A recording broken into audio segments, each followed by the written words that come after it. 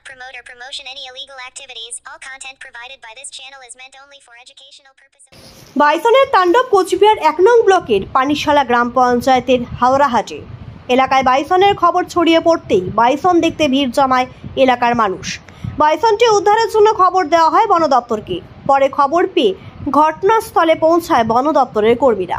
বাইসনটিকে উদ্ধার করে নিয়ে যাওয়া হয় বন দপ্তর।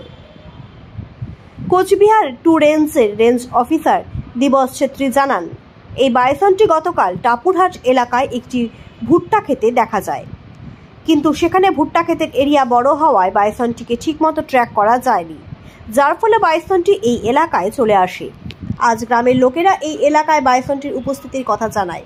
এরপর ঘটনাস্থলের সাথে সাথে পৌঁছে বাইসনটিকে ঘুম পাড়ানি গুলি করে কাবু করে উদ্ধার করে নিয়ে যাওয়া হয়। তিনি আরও জানান, এই বাইসনটি পাতলাখাওয়া জঙ্গলে ছেড়ে দেওয়া হবে।